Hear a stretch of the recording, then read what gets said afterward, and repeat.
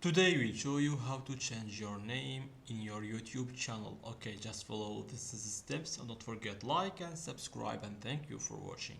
First, open your Google Chrome and go open your studio, of course, in your YouTube. If you don't have, you can follow these steps in your phone or in your iPhone or Android. Okay, what you have. Okay, after this, you can open your YouTube Studio in your application and form, or you can open this in Google Chrome in your laptop.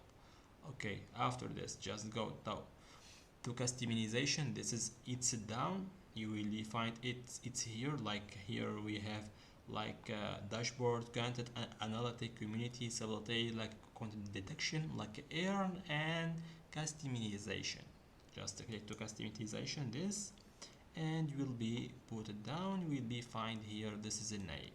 Okay, just here you can put your new name here, and will be finally after this just go now to publish, and finally we will change your name here and change your name channel in YouTube. Okay, just follow these steps and don't forget like and subscribe, and thank you for watching.